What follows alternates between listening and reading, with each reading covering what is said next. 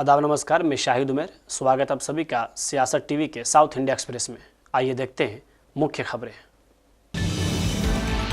कांग्रेस के विधायक, सांसद और मंत्री हाल ही में हुए ग्राम पंचायत चुनाव में पार्टी के खराब प्रदर्शन के लिए आंतरिक कलह को जिम्मेदार ठहरा रहे हैं, जबकि विभिन्न निर्वाचन क्षेत्रों में जनता के असंतोष के संकेत बढ़ रहे हैं। कई निर्वाचित प्रतिनिधियों ने आरोप लगाया है कि पार्टी के भीतर गुप्त तत्वों ने कांग्रेस समर्थित उम्मीदवारों के खिलाफ काम किया। उनका दावा है कि इस तोड़फोड़ ने कई क्षेत्रों में पार्टी की संभावनाओं को नुकसान पहुंचाया है। हालांकि पार्टी के नेताओं और स्थानीय पदाधिकारियों का कहना है कि विधायकों, सांसदों और मंत्रियों के परिवार के सदस्यों और करीब रिश्तेदारों को चुनाव में उतारने से ही असली झटका लगा। पंचायत चुनाव में इनमें से कई उम्मीदवारों को करारी हार का सामना करना पड़ा। पूर्व विधायक मैनापल्ली हनुमंत राव ने भी इस तरह के दावे किए और सिद्दीपेट और पड़ोसी जिलों में कांग्रेस की हार के लिए गुप्त तत्वों को जिम्मेदार ठहराया।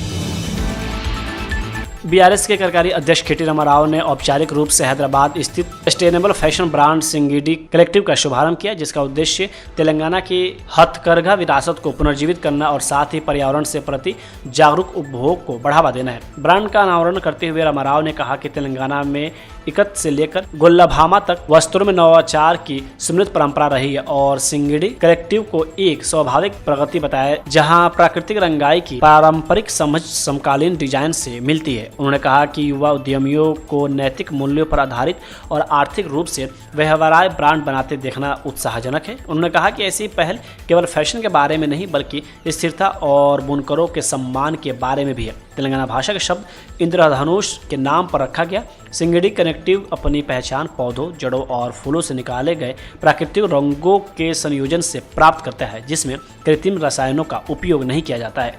यह ब्रांड जैविक वर्षा पोषित कपास को आधुनिक डिजाइनों के साथ मिला स्वदेशी शिल्प कौशल को वैश्विक और पर्यावरण के प्रति जागरूक उपभोक्ताओं के लिए प्रस्तुत करता है।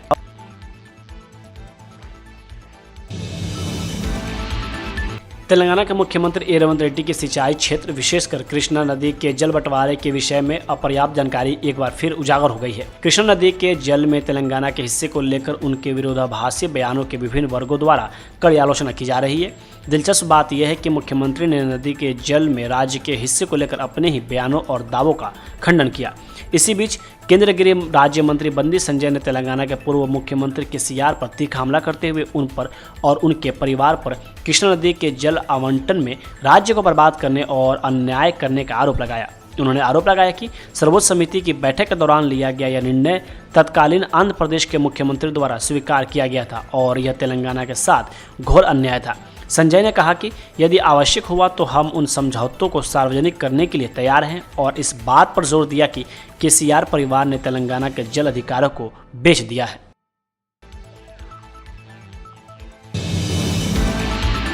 तेलंगाना के पूर्व एसआईबी प्रमुख टी प्रभाकर राव, जो फोन टैपिंग मामले में मुख्य आरोपी हैं, उनको आज एसआईटी द्वारा रिहा कर दिया गया।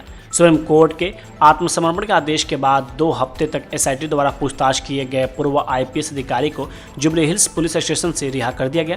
एसआईटी को राव से हुई हिरासत में पूछताछ पर अपनी रिपोर्ट 16 जनवरी को सुप्रीम कोर्ट में प्रस्तुत करनी है। यह तत्काल स्पष्ट नहीं है कि एसआईटी आरोपी की आगे की हिरासत की मांग करेगी या नहीं। माना जा रहा है कि एसआईटी ने उनसे इस बात पर पूछताछ की है कि तत्कालीन बीआरएस सरकार ने उन्हें सेवा से सेवानिवृत्त होने के बाद भी एसआईबी प्रमुख के पद पर क्यों नियुक्त किया। जांचकर्ताओं को संदेह है कि यह किसी गुप्त मकसद से किया गया था। पूर्व आईपीएस अधिकारी से तत्कालीन मंत्री हरीश राव के साथ उनके लगातार मुलाकातों के बारे में भी पूछताछ की गई। उन्होंने जांच अधिकारियों को बताया कि इन बैठकों का उद्देश्य हरीश राव को माओवादियों से उत्पन्न खतरों के बारे में जानकारी देना था।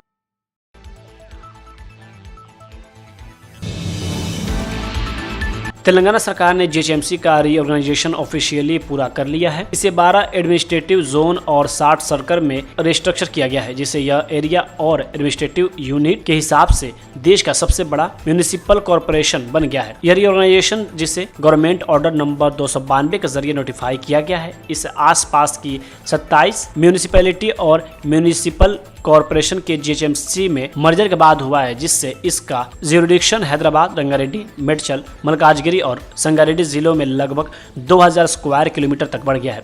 12 जोन 60 सर्कल नए स्ट्रक्चर के तहत जीएचएमसी अब 12 जोन और 60 सर्कल के जरिए काम करेगा, जिसमें हर जोन 5 सर्कल की देखरेख करेगा और हर सर्कल 5 वार्ड मैनेज करेगा, जिससे एक ज़्यादा डिसेंट्रलाइज और मैनेजेबल सिविक एडमिनिस्ट्रेशन बनेगा।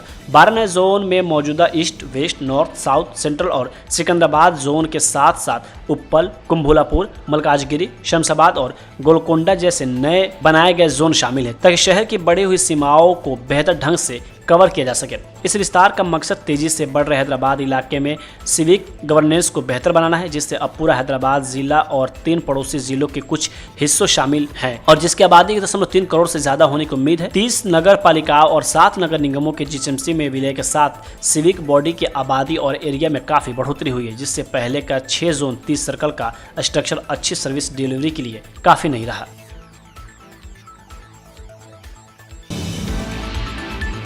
तेलंगाना की राजधानी हैदराबाद के नलकुंडा इलाके में एक ऐसा दिल दहला देने वाला मामला सामने आया जिसने पूरे शहर को सनसनी में फैला दिया है। यहाँ एक पति ने अपनी ही पत्नी की बेरहमी से हत्या कर दी और इस दौरान जो किया वो इंसानियत को शर्मसार कर देने वाला है। आरोपी पति ने अपनी पत्नी पर पेट्रोल डालकर उसे आग के हवाले कर दिया। इस वारदात का सबसे भयावह पहलू यह है कि यह घटना घर के अंदर उसके मासूम बच्चों की मौजूदगी में घटित हुई। वहीं पुलिस से मिली जानकारी के अनुसार आरोपी का नाम वेंकटेश है। वह अपनी पत्नी त्रिवेदी को लेकर पहले से ही शक करता था। इसी बात को लेकर दोनों के बीच अक्सर विवाद होता था। बीते दिनों विवाद इतना बढ़ गया कि वेंकटेश ने नियंत्रण खो दिया और त्रिवेदी पर पेट्रोल डालकर आग लगा दी। त्रिवेदी आग की लपेटों में तड़प रही थी। तब उसकी बेटी ने हिम्मत दिखाते हुए अपनी मां को बचाने की कोशिश की, लेकिन वेंकटेश ने अपनी बेटी पर भी दया नहीं की और उसे भी धक्का देकर आग की चपेट में धकेल दिया। इस दरिंदगी के बाद वेंकटेश मौके से फरार हो गया।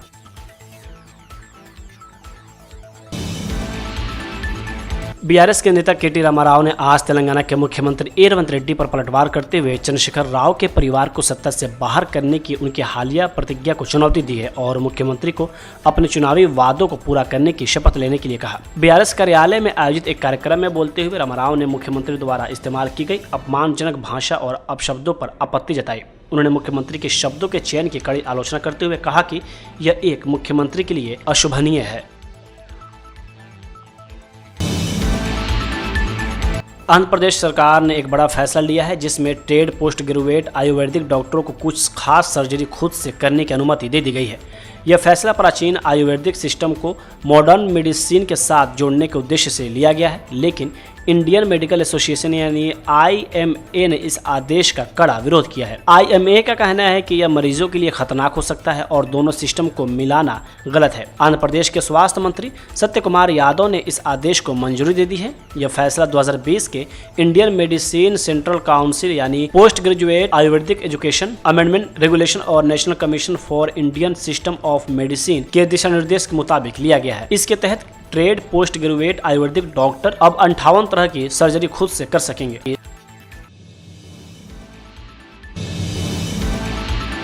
आरएसएस के प्रमुख मोहन भागवत ने आज आंध्र प्रदेश में एक सभा को संबोधित करते हुए कहा कि भारत आगे जाएगा और ये निश्चित है और भारत को विश्व को कुछ देना है।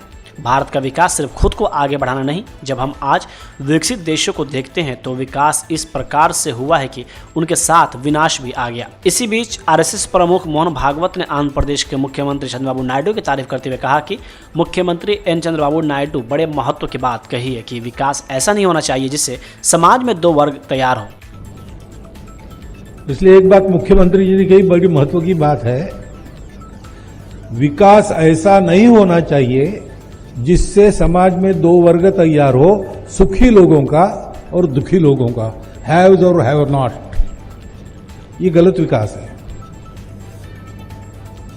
विकास ऐसा होना चाहिए, मनुष्य की क्षमताओं में फर्क रहता है, इसलिए अपने पराक्रम से कौन कितना पाता है इसमें अंतर रहेगा, लेकिन ये अंतर कम से कम रहे। वो अंतर मनुष्य को जो अवसर मिलता है उसमें अंतर है, इसलिए नहीं होना चाहिए। मनुष्य को जो साधन उपलब्ध है उसमें कम ज्यादा है, इसलिए नहीं होना चाहिए। मनुष्य को उसकी क्षमता के अनुसार कम ज्यादा हुआ तो मनुष्य को भी दुख नहीं होता, लेकिन समान क्षमता वाले एक को उपलब्ध है दूसरे को नहीं है, इससे दुख उत्पन्न होता है, वैर उत्पन्न होता है और फिर बैरी एक दूसरे को सुख से जीने नहीं देते। और इसलिए विकास की भारतीय अवधारणा वो कहती है दोनों जानो। अब विचार जो किया वो अगर अधूरे दृष्टि पर किया तो अहंकार भी आ जाता है, क्योंकि मेरा ही अस्तित्व है और तो कोई है नहीं, मुझे ही जीना है। Struggle for existence, survival of the fittest.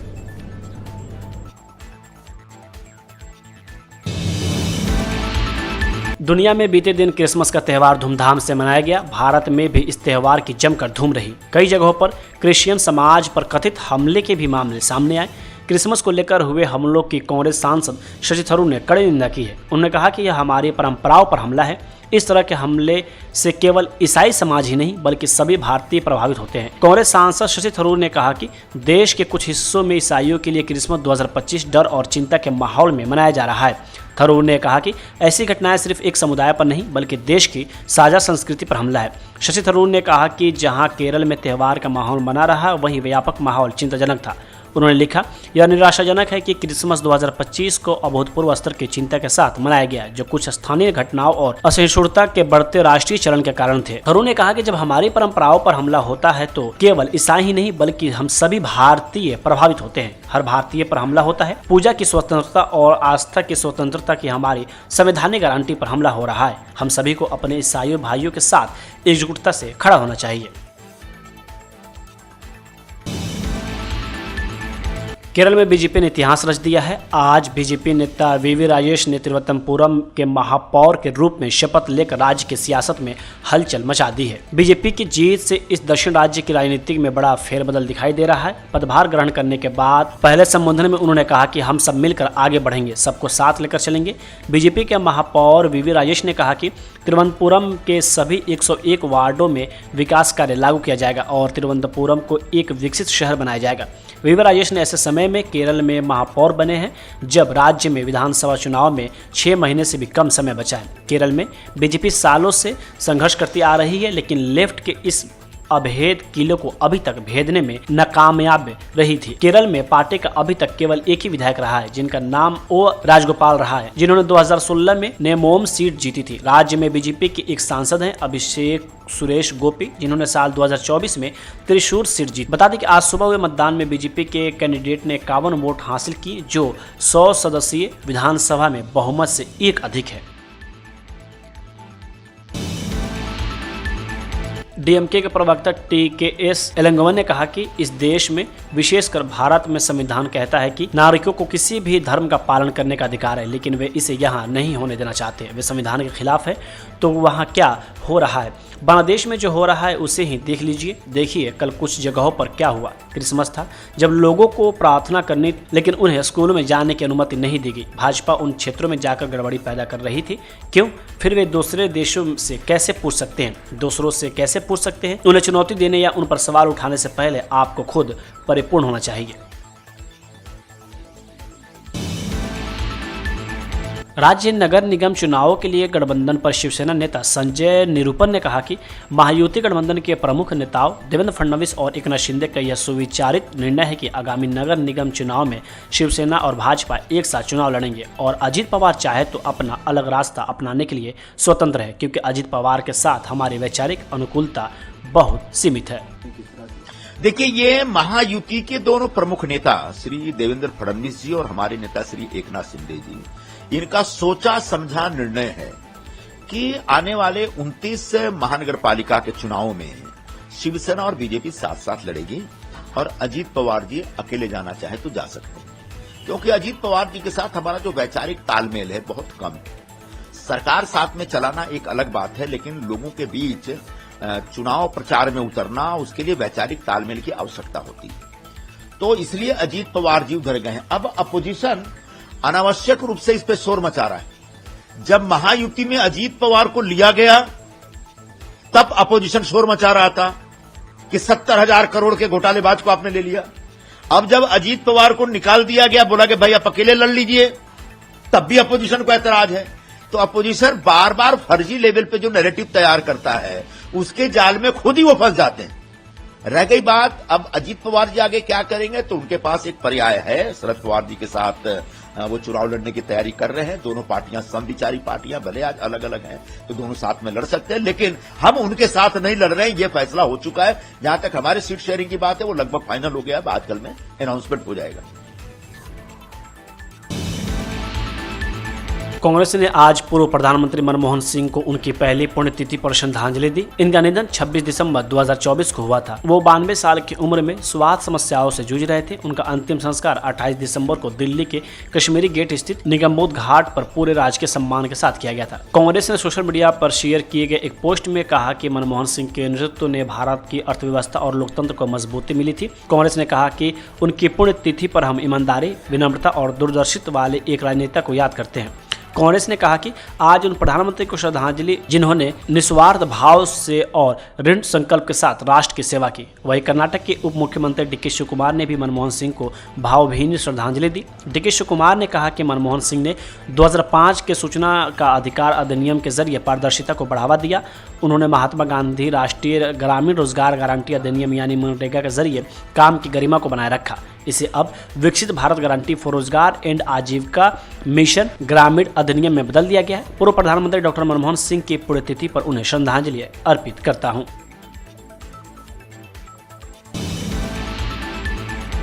South India express यहीं होता है समाप्त। मुझे दे अब इजाजत। बाकी खबरों के लिए बने रहें सियासत टीवी के साथ।